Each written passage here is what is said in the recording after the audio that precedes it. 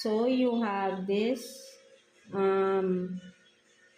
devotion, no? For some of you, no, ang nakikita ko rito, no, you are desiring someone, no? Ang nakikita ko rito, you are devoted.